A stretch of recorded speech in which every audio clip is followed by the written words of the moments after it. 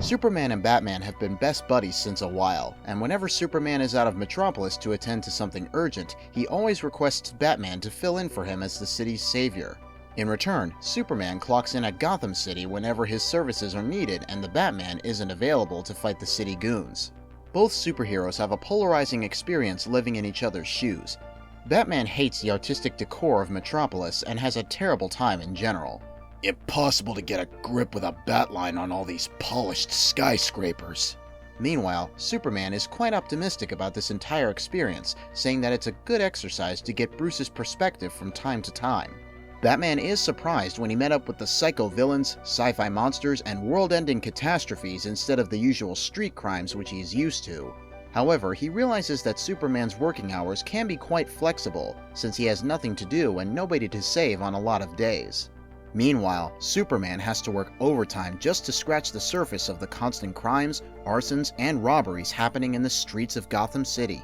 Despite Nightwing and Robin's help, he still has no time to catch his breath.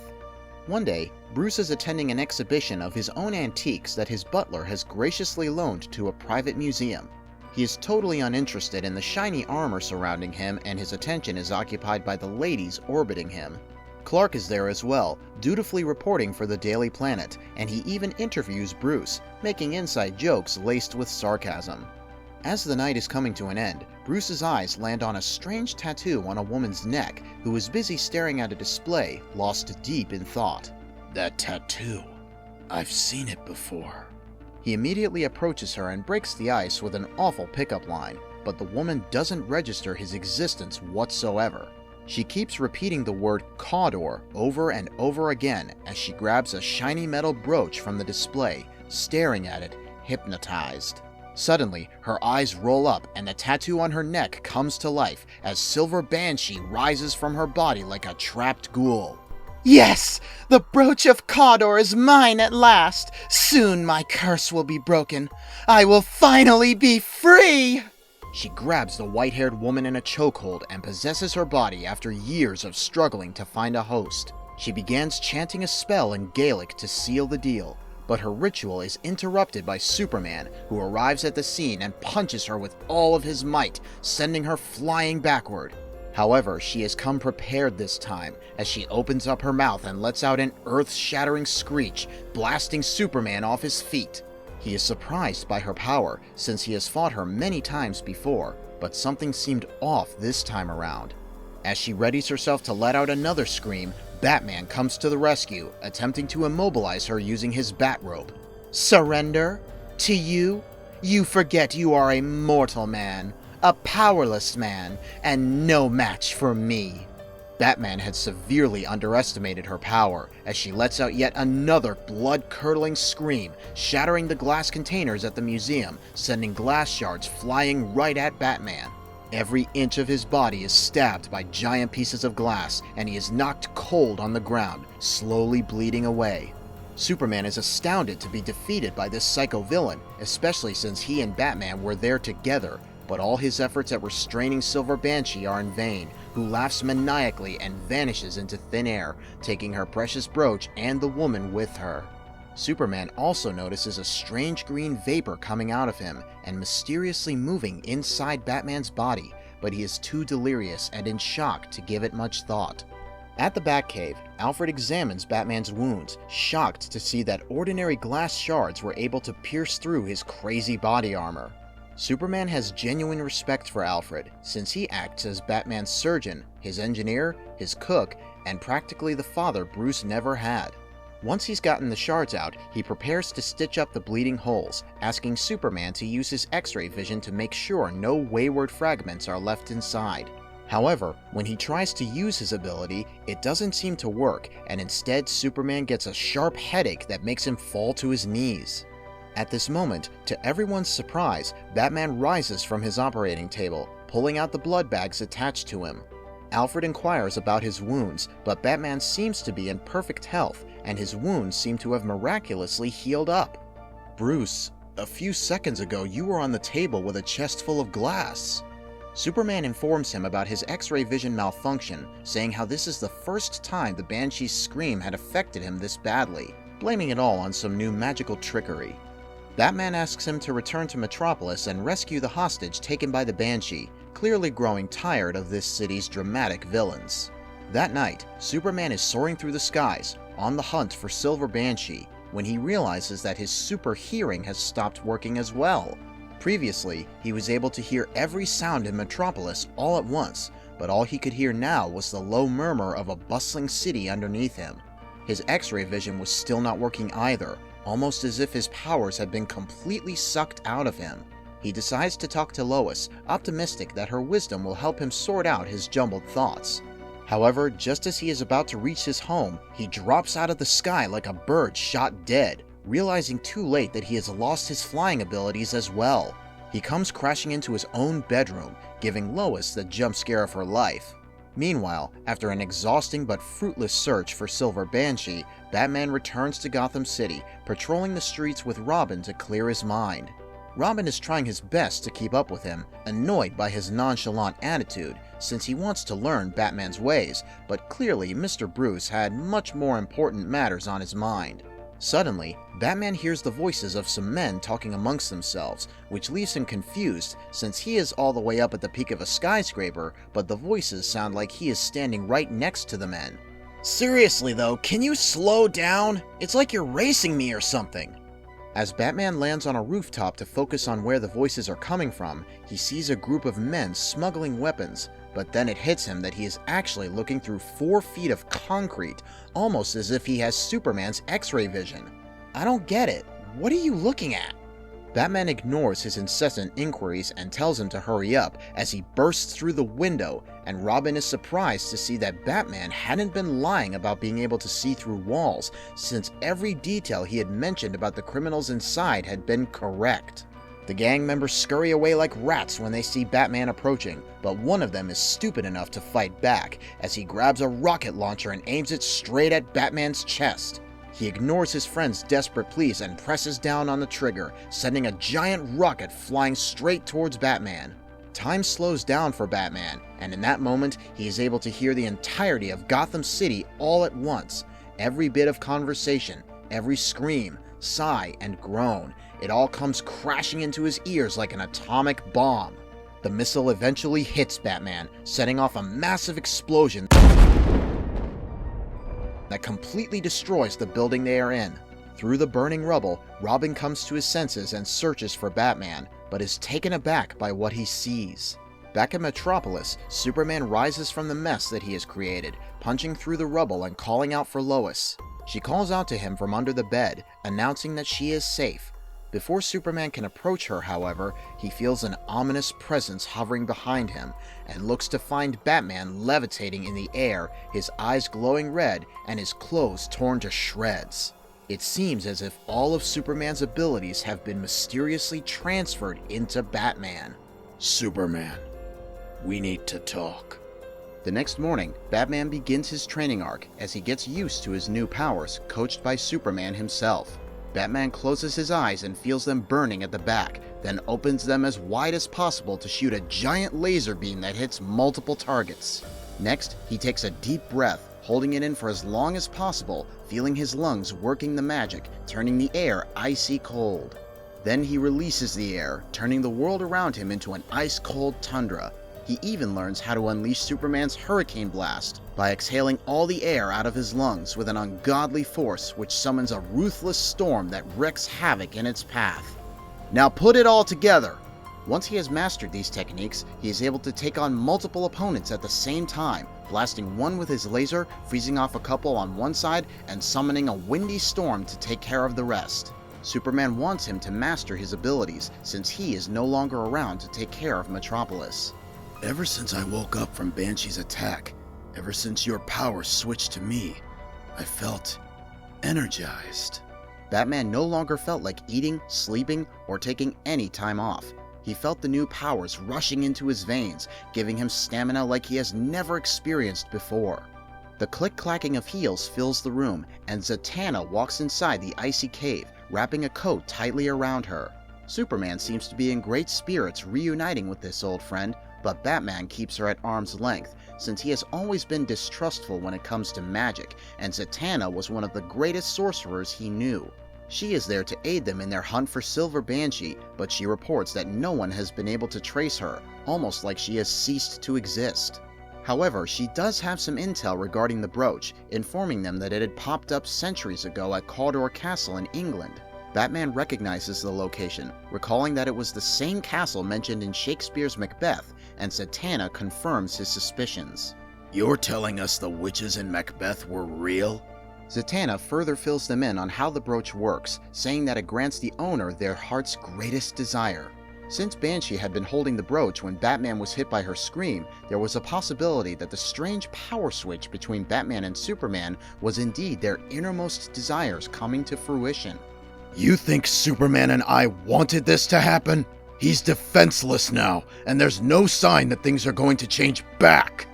Getting increasingly more frustrated by Zatanna's baseless assumptions, he asks her to continue her search for the Banshee. He flies out of the room in a fit of rage, saying that he must return to Gotham to fulfill his duties. He doesn't trust me. I thought we had fixed things, but he still doesn't trust me. Back at the Batcave, Alfred is busy fixing up Robin's wrecked bike, though he is quite concerned for his safety since he believes that Robin is not in any shape to be riding around on a motorbike. Robin assures him, reminding him that the only way he can keep up with Batman's new speedy air travel is by zooming around on his bike. Alfred comments about Batman's recent change in demeanor, saying that he has become very distant, even more closed off than before. He hears some rustling coming from above him, and points his torch to reveal a pair of glowing eyes staring back at him. It turns out to be Batman, dangling upside down from the cave ceiling, nearly giving old Alfred a heart attack. What in heaven's name were you doing up there? He graciously descends from the roof, explaining that he was meditating to calm down his racing thoughts.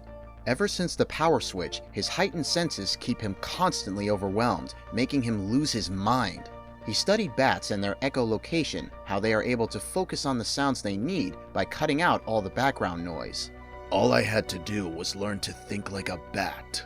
Combining his bat research with his personal meditation techniques allowed him to find the peace of mind he was so desperately seeking. He puts his mask back on, announcing that he is leaving to patrol the streets. However, when Robin asks to tag along on his bike, Batman straight up tells him to stay home, saying that he will only slow him down. Are you sure you haven't lost your mind? Robin is extremely offended by Batman's sudden hostility, but Batman doubles down, saying that he will be covering every inch of the city tonight, and there's no way for Robin to keep up. With his new ability to fly, coupled with his godlike senses, he was determined to punish every single criminal, leaving no stone unturned. Back at Metropolis, Clark is sitting on a rooftop, looking extremely depressed and defeated. Lois finds him soon enough, and she hugs him from behind, sensing his sadness. It has been several days since Clark last flew through the skies, and he just wanted to see his favorite city from a bird's eye view, something which he had taken for granted before.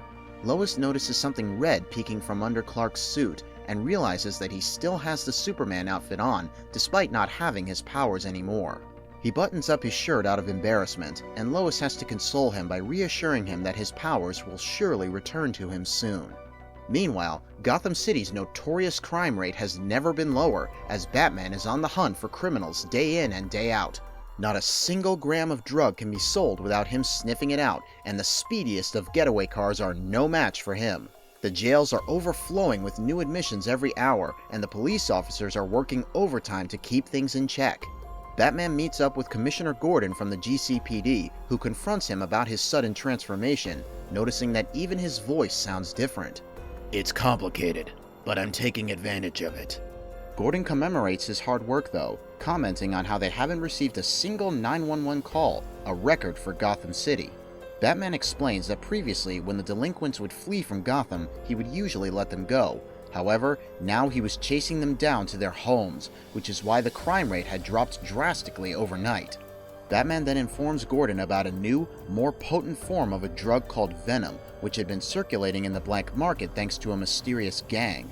He asks Gordon to alert his men to keep an eye out for this drug, while he plans on flying right over to the source. Yes, I knew it was only a matter of time. I knew he would come. Bane steps outside and immediately has his suspicions confirmed, as a bat-shaped flame has erupted on his front lawn, quickly spreading toward his mansion. He calls out to Batman, taunting him to come and show his face, but doesn't expect Batman's agility, who jumps out of the flames and punches him in the chest. Look at you. You have evolved into something even greater than before. He continues delivering his villain monologue, urging Batman to reveal his newfound powers to him, setting off an explosion that makes Batman fly high up into the air. The two have an epic duel, throwing punches and choking each other out, and Bane can feel something new, something sinister, brewing inside Batman. Finally, as Bane attempts to leap at Batman to claw his eyes out, he unfortunately misses, giving Batman the opportunity to rip his drug-pumping contraption out of his back, rendering him useless. Back at Metropolis, Clark is getting used to his mundane life as he and Lois venture out on a dinner date. He feels a strange sensation in his head, and as the couple passes by a dark alley, he cannot help but take a peek inside, since he is certain that someone is hurt there. Inside the alley, he finds a thief pinning a girl down, forcing himself upon her with a gun pointed at her belly. Hey you! Leave her alone! In the blink of an eye, the thief switches his target, pointing the gun at Clark instead and shooting without any hesitation. It takes Clark a moment to realize what has happened, since he isn't used to feeling pain this intense, as he finally crashes to the ground, blood spurting out of his chest. Meanwhile, up above the stratosphere, Batman is busy contemplating his life, the words of Bane ringing in his head when he had taunted him about losing control over himself and his powers. However, Batman firmly believes that this is the most in control he has ever been, and tears well up in his eyes as he realizes that he can finally save everyone, a promise he had made to his parents a long time ago. However, the one person who might get the short end of the stick through all this might be Superman, who is back on Earth, slowly bleeding to death. Superman is rushed to the nearest hospital, where the doctors try their best to resuscitate him. Lois's dreams of having an ordinary, mundane life with her husband are shattered. But for a moment she had truly wished that his powers would never return, so that they could finally have a shot at normalcy, living like any other happy couple. However, now that she sees Clark bleeding out on the hospital bed, her only wish is for his powers to return so that he can heal his grave injuries. Lois wanted Clark to just be a husband, just an ordinary man, but the baggage that comes with being the world's savior had followed him, despite not having the power to save anyone anymore. Clark is paid a visit by Kara, who rushes past all the security and frantically approaches Lois, who has to reassure the doctors that she is indeed a friend, not some lunatic. As Kara begins sobbing, Lois can't help but shed a few tears too, the traumatizing events of the night finally catching up to her now that the adrenaline rush was over. We just wanted to be normal people for a night, you know? Kara suggests getting in contact with the Justice League immediately, since it seemed like Clark needed a lot more than human medical attention to save his life. Meanwhile, Batman is cleaning up the streets, extending his crime-fighting agenda to the entire world. He first arrives in Tokyo to eliminate an apocalypse cult targeting the Ginza, using his super strength to absolutely wreck his opponents. Next, he stops by Serbia to put an end to a slaver ring, having fun cooking enemies alive with his heat lasers. Finally, he lands in Sudan, where he defeats a large group of thugs who have been terrorizing the civilians with their brutality. Batman gets a bit too carried away in the process, grabbing a bunch of men and flying them high up in the sky, then dropping them to the ground, watching them scream out of desperation and pure fear. He does catch them an inch before impact though, simply relishing in the hysteria without committing murders himself. As the sun rises, he takes a moment to reflect on his achievements of the night before, feeling proud of his accomplishments and his productivity. His human reflexes remind him to take a break, go get some sleep and eat some food, but he has to keep reminding himself that he is no longer human, and no longer a slave to humanly needs. I felt a rush I've never felt before. I can't stop now. Even as the sun has risen, he flies off to someplace where it's still nighttime, continuing his crime-fighting efforts. Meanwhile, Clark has been shifted to the Justice League Watchtower, where modern medicine coupled with magic is being used to heal him back to full health. The whole squad has assembled to take care of Clark, and he feels extremely grateful to these superheroes that have taken time out of their busy schedules to pay him a visit. Flash offers Clark some cereal and brownies just to mess around with him and uplift his spirits, and seeing his friends be so concerned for his safety genuinely makes Clark quite happy.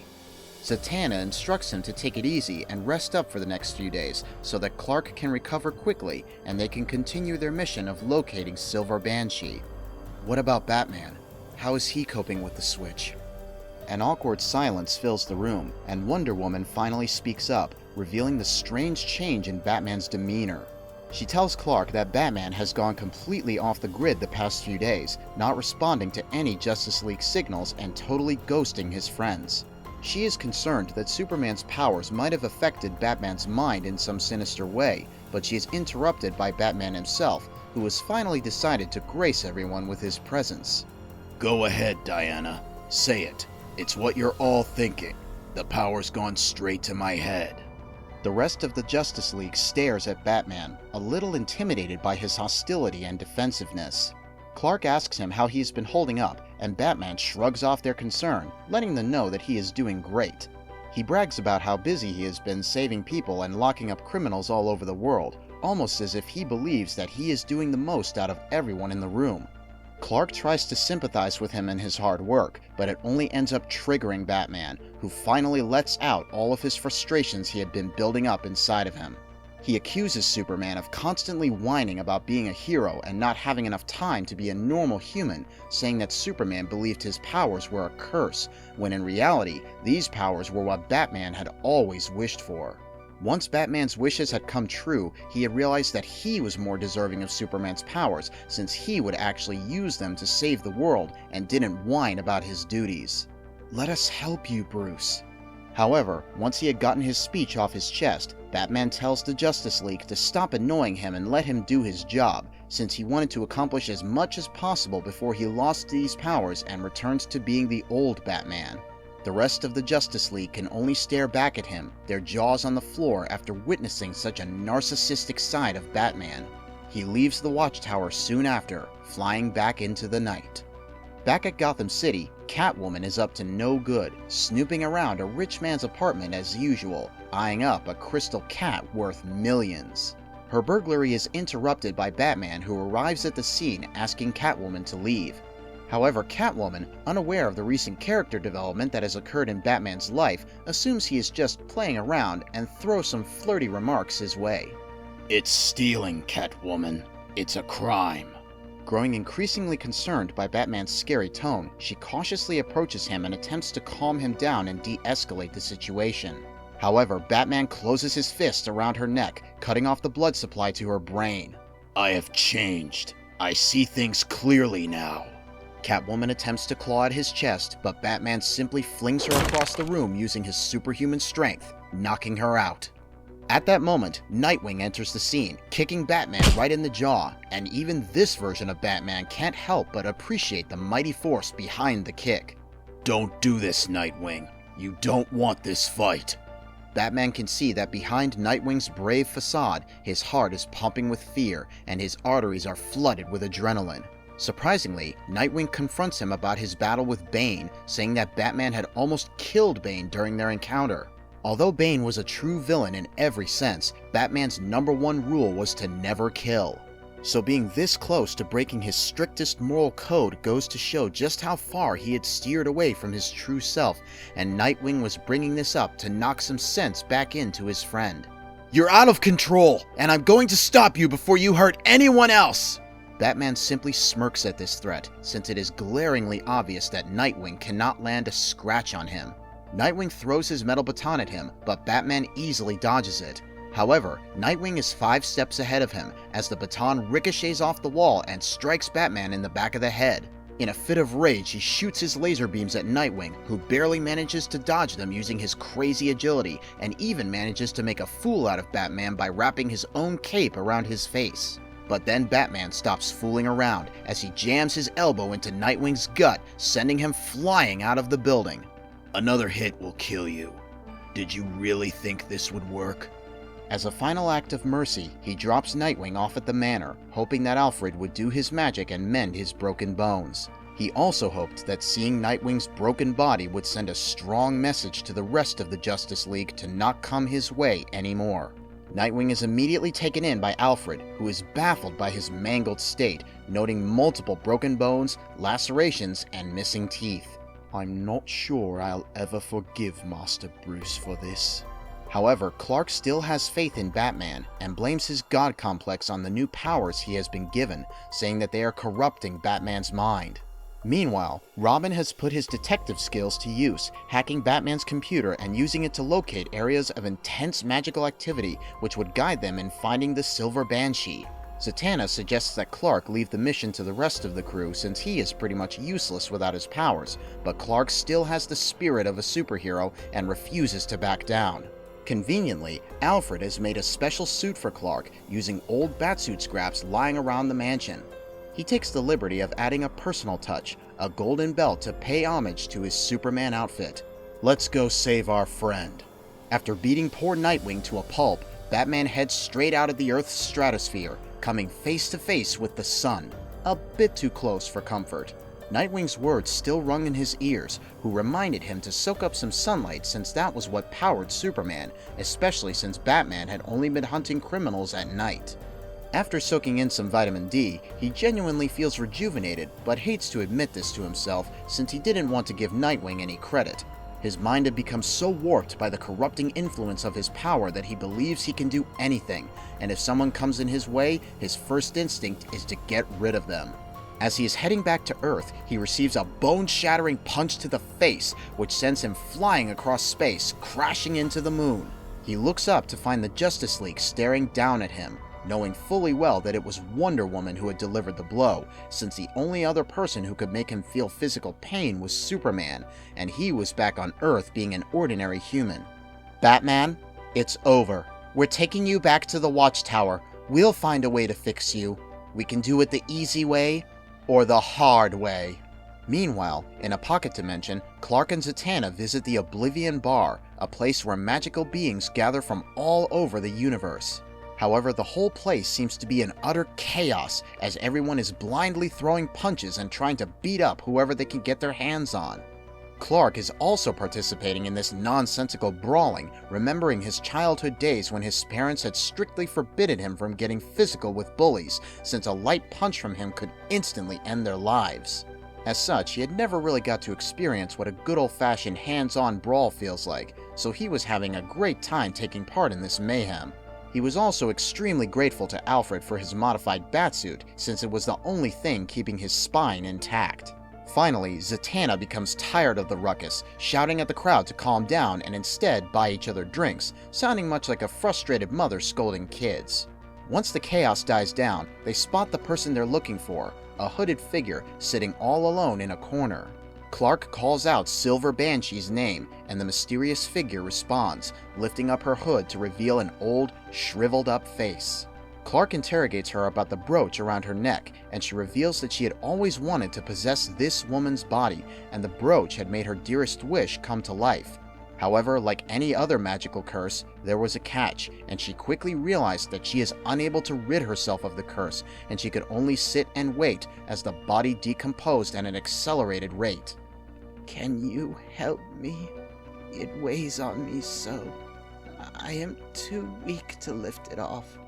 It won't let me. Despite all the troubles that Banshee had caused them thus far, Zatanna still pities the old lady's desperate state and decides to help her lift the curse. She casts a powerful spell, taking the cursed brooch into her possession, and watches as the real Banshee is freed from her host and quickly escapes the bar. Zatanna prepares to go after her, but Clark holds her back since they have more urgent matters to attend to.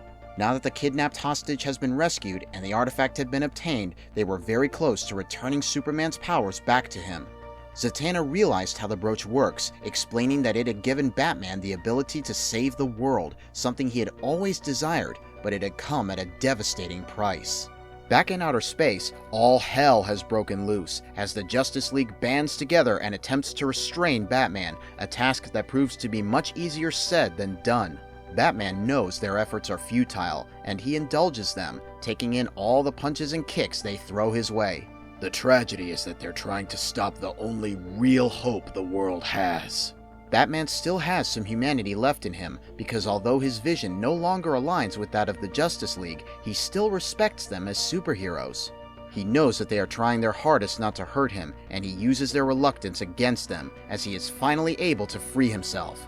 He manages to land a mighty punch on Wonder Woman, the inertia sending her flying away through space. He knows that once she enters Earth's atmosphere, she will survive the landing and return, so he needs to act quick. He then targets Red Tornado's CPU in the center of his forehead, damaging it with a precision heat strike, but holding back enough to not totally destroy it. He then busts open Hawkgirl's oxygen mask, forcing Stewart to create a temporary mask for her using his Green Lantern powers. However, the mask is not enough, as Hawkgirl needs oxygen to breathe, forcing Firestorm to assist and eliminating him from the battle. This leaves Supergirl and Hal Jordan, who take a much more passive approach, trying to engage Batman in civil conversation rather than throwing punches. Kara tries to reason with him, admitting that Batman is far too strong for them to take on, even with their combined forces. She attempts to tell him about the damage he had been causing and the people that had been hurt in his wake, but Batman seems to be preoccupied by something else, an expression of absolute horror creeping up on his face. He hears his parents' voices calling out to him, reassuring him that none of this is his fault, urging him to listen to his friends and stop resisting. What is this? Some kind of trick? Jordan seizes the opportunity to knock some sense back into him, trying to empathize with him since he knows what it's like to suddenly wield so much power. But this strategy backfires as Batman explodes in a fit of rage, telling Jordan that he was too weak to wield that power and had gotten all of his friends nearly killed because of that. I'm nothing like you. I have the strength of will you never had. He is distracted once again by the voices of his parents echoing in his mind, and although he is certain that it is some trick being played, he still cannot help himself, beelining straight towards the source of the voices. Your mother and I are so proud of you. You've done so much good for the world. Batman is shocked to see his parents alive and well, and he immediately wraps them in a tight embrace, forgetting all about his current predicament and feeling like a little boy back in his parents' arms. But the illusion soon dissipates as the holograms of his parents fade away into non-existence, leaving behind a devastated Batman bawling his eyes out. You're not alone, Bruce. You're never alone. Hearing Clark's voice snaps him back to reality, and he feels truly betrayed since he did not expect him to stoop so low to hurt him. Clark cuts straight to the point, showing him the Cawdor amulet and urging him to return his powers back to him. However, Batman has grown a bit too attached to his new powers, not being in any mood to give them back. They're wasted on you. Wasted on someone who spends half his time playing human while criminals work and people die. Clark reminds him that being so obsessed with his powers has completely ruined him and corrupted his mind, but Batman snatches the amulet from his hands, smacking away his face in the process. He takes one good look at the brooch, then shatters it, sealing their fates forever. However, this turns out to all be part of Zatanna's plan, who leaps up behind Batman with the real amulet in her hand, slamming it into his chest and casting the reversal spell. Once Batman recovers from the effects of the spell, it's clear that he is back to his senses, and he thanks Zatanna for her help. Zatanna is unsure whether her spell had been successful, but Superman silences her doubts by levitating in the air, proudly flaunting his old outfit. Everything's back to normal. Superman and Batman decide to have a one-on-one chat once the chaos is over, choosing to do it in outer space while cleaning up some debris from their previous missions. The two finally realize how deeply the amulet had affected them. Batman had gotten the power to save the world, but he had lost his mind and hurt his friends in the process. We all knew you weren't in control. Meanwhile, Superman had gotten a taste of what an ordinary, mundane life would have been like, only to have it stripped away from him in the blink of an eye. In a bittersweet ending, Batman realizes that although he is glad to be freed from the curse, a part of him will always miss the power he had gotten to experience. Meanwhile, Superman knows that in the depths of his heart, a part of him will always yearn for a normal life.